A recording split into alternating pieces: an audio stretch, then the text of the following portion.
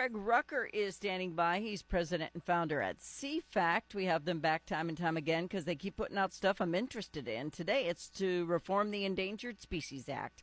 Hey, Craig. Hey, Fawn, how you doing? Great to be on your program. Thank you. I love having you guys on. CFACT stands for, tell them. It stands for Committee for a Constructive Tomorrow, which is precisely why we call it CFACT. It's much easier to remember that than the whole thing. Yeah, and I have it written in front of me, but I like you guys to tell it. We have a lot of things on the Endangered Species Act where that species has come back and it's just fine now, and some of them are actually causing problems. Some wolves in certain areas, for one thing. But nobody seems to be changing anything on that list. No, they don't. As a matter of fact, the species that have been put on the list, there's been very few that have been taken off it. It's kind of a permanent fixture that these things, and a lot of them that are being placed on there, and this is where we're trying to reform it, aren't even necessarily truly species. They're subspecies, or even more accurately, oftentimes populations. An example might be, for example, you have something called the Louisiana black bear. Mm-hmm. It's at fringe ranges of pretty much any species. You'll find fewer of them than you do in the heart of where they're located. Louisiana black bear is the same as any black bear that's up and down the Appalachian Mountains. It just happens to be a population that's fairly remote. And so they categorize that as a unique species in danger of protection, when in truth it's just a population of them that happen to be outside their normal range that really isn't worthy of trying to shut down all development, anything whatsoever. I mean, there's places you can situate them that wouldn't cause harm, but that's not the way the Act works. They basically chop off large portions of habitat, not even necessarily where they're located, but where they could be located.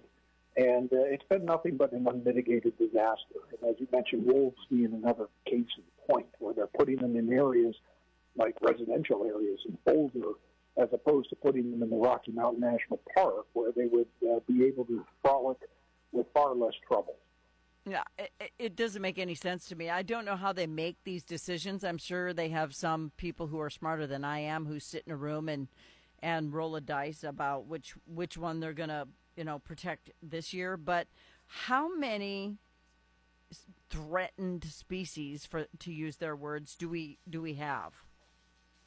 It's around 2,000 thereabouts that are on the actual list, and it's under 200 that have actually been brought back in some capacity. So you're talking about a small percentage that they have any success stories with. Most of them are not even the warm, fuzzy mammals. A lot of people like to think of endangered species. They think of majestic bald eagles, or they think of mountain lions, or they think of wolves, or something of that sort. But a lot of them are insects or fauna, things of that sort, that actually are being protected, with the very few of them being what you call the poster child. I mean, that's, of course, even environmentalists like to use that for fundraising purposes, these majestic animals. But in fact, that's a very small percentage of the endangered species list. Seriously, Craig, who's going to know if I kill a tsetse fly? And it gets ridiculous. Besides the fly. A lot of times we have an instance in Arizona where they were doing a construction site, and what was it called? It's like a very small insect, a shrimp something.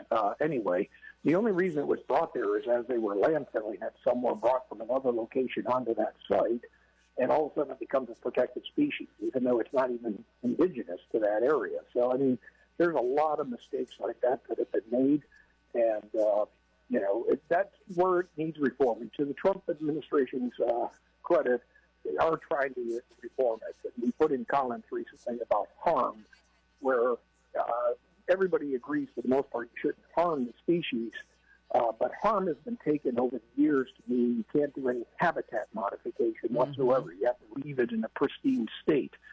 But again, that's a broad definition. That's not what the statute actually says. That's not what Congress had in mind. But they've been doing broad swaths of land where species don't even exist. Again, not based on the fact that the species is there, but that it might be there if it's decided to take up residence. And Well, that's what the Trump administration is trying to change, and we've been behind that. and hopefully they do, because I don't know if you remember the war between North Dakota and Missouri, which oddly I'm from North Dakota but live in Missouri. This is home now. So there was this big fight between releasing water up at Lake Sakakawea to come down through the through the I can't think of words today, through where it connects to the Mississippi and then flows down. So they were fighting over how much water they should release because they use it for recreation, we use it for barge traffic, and in drought years we need some water released so that, boats don't run aground. But they came up with this big fight that some bird called the piping plover and some really ugly catfish that is like the size of a dinosaur could be affected if they release this water. I'm like, seriously, we're going to go with fish and birds as why we can't do this to save an industry? I mean, it just they use it as a weapon, and I don't like that. Well, and we would agree with you. I mean, you see that in all sorts of things. Of course, with the Delta smelt out in California, they're doing that as well, where they're actually literally rushing millions of gallons of water, fresh water that could be used for almond farmers and others in the valley, into the ocean at the very time when this is designed to bring up the river levels out in Southern California. But it hasn't helped the smelt. And to President Trump's credit, he is trying to redirect that. Of course, it's a state issue, but farmers are starved for water. The smelt is not improving. The science behind that is actually pretty shaky. And, they're just basically have water problems. Of course, they have fires and everything else that are going on. Yeah, well, they're not they don't smart have enough water they need, but they have plenty of water. They're just dumping it in the Pacific Ocean. Yeah, that's just their government. They just don't have any leaders. But regulators have stretched the meaning of words, and that's what you put in your article, and that's why I really wanted to have you on, because harm does not mean abuse. They are two different things. Now, if we were just going to go take down an entire rainforest and, kill all the apes and kill all the tigers and kill all the everything vegetation that was there, that is serious harm. I mean, that's bad. But if we're going to put in a pipeline and then put the habitat back and life can resume as normal, whatever little creatures who are living there or that are living there are not even going to know that's under there. They're going to be fine. But that's what they use as a way to stop so many different projects and things that could help humanity. Yeah, that stems back to a court decision. I think it was Bruce Babbitt versus Sweden, communities for Greater Oregon back in '95. Initially, when they put in the ESA language in the early '70s, they said you can't take a species. And most people interpreted take as actually kill that species. Right. You would have a take. But under Babbitt, he expanded it, and it's been in place ever since then. That take doesn't mean just kill the species. It means harming any of the habitat that surrounds that species. And there's an argument to be made that if you radically change a habitat, you might harm a species. But to be honest with you, they've taken it to such an extent that it's they have such a big swath of land that there needs to be some reining in on that. There's critical habitat, and then there's just habitat. Right. So they need to have a more scientific basis as to what this is. And right now, you've got a bunch of administrators running amok using habitat as an excuse to lock up vast stretches of land. If they go back to the spotted owl controversy of the 90s, they basically lobbed off a third of the state of Oregon for a few owls. Well, that's a little excessive. It is, and the Greenies have taken advantage of this. Owl is really biologically indistinguishable from the California spotted owl, the Mexican spotted owl. Again, it's a subspecies of a greater owl that actually is quite plentiful throughout the area. So that's the type of habitat that is often seized in order to protect the species, which is beyond the realms of reason. Well, and what always amazes me is, like today we just found out that they said they've discovered a new species of lizard. Turns out it's been here all along, and it's been here for 34 million years, and they just found it again. So it's not a new species. It's just been here. They just decided it was extinct, called it extinct, but now they just found it again. So these people are all over the place. and they will do anything to further their green everything. And I'm all about taking care of the planet, and I don't want to harm any animals. I seriously don't care about bugs. You could kill them all. I'd be fine with that. But I don't want to harm species, but I also want people to be able to have some benefit of this floating globe that we're on that's good for us as well. I mean, they think nothing of eminent domain and taking away whatever land you have that they want, but they don't worry about what species is on it when they do that, do they? No, they don't. And the ESA has an abysmal record. There's under 2,000, as I mentioned before, actual endangered, threatened, or endangered species. I think the actual number is closer to 1,700. Mm-hmm. But there's only been 62 that have officially been, quote-unquote, recovered species. Now, you think about that track record of under 200 that have actually been addressed, but 62 that have actually been recovered.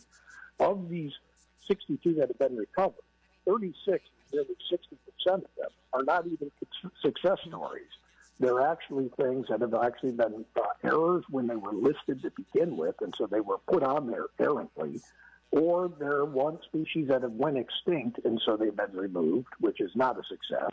Mm-hmm. So the bottom line is, and this is a noble thing to put in an Endangered Species Act, but it's been run amok, and it needs to be more, refined to actually recover a species. Well, they need to streamline it. Yeah, they need to streamline it because honestly, there are some species that are gone simply because Mother Earth has, extincted or extinct, if you would, whatever their food source was. Therefore, they had nothing to eat and they died too. And then there were some that were so stupid, like the dodo bird, they just killed themselves because they didn't know how to stay alive.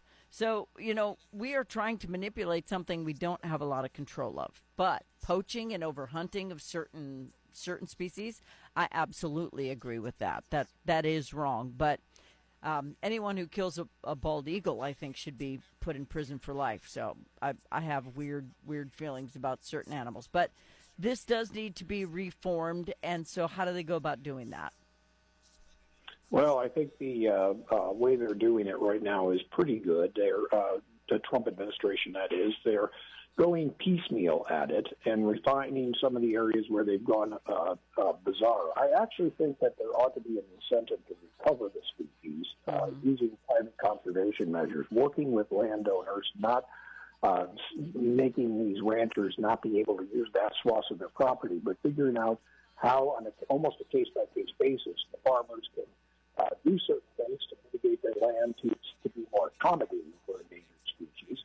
Mm-hmm. I think there's been more private conservation success stories, like the bluebird being an example of one, where you have a bluebird society. We're starting to bring back the American chestnut with the Chestnut Society. Some of these volunteer groups need to get involved.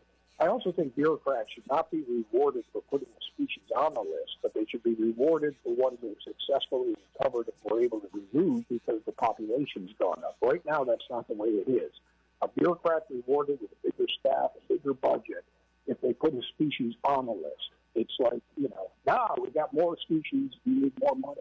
Mm-hmm. But there's no incentive to recover the species because if that species is removed, their budget's cut. Yeah. They don't get as much, gravitas within the Department of Fish and Wildlife Service or Interior just to be able to manage these things. I think there needs to be figured out a reward to successfully remove species and those departments that are not bringing them back to successful recovery, using property rights and working with landowners and volunteer measures should somehow have their budgets cut and given to those that are effectively bringing these species back. So our incentives are perverse. It's almost like they're being rewarded for putting more species on, listing more, and many of the Democrats take great pride in how many more species are put on the list. None of them take pride in how many they've recovered and actually removed from the list, and that's what they should be judged on. Amen to that. And let's take all snakes off the endangered species list. President and founder for CFAC, Craig Rucker. Where do they go to learn more, sir? Certainly. They can come to cfact.org. That's CFACT.org. And we have a free newsletter that goes out that talks about this and many other issues like it. Appreciate you, Craig. Have a good one. Thank you. Bye-bye.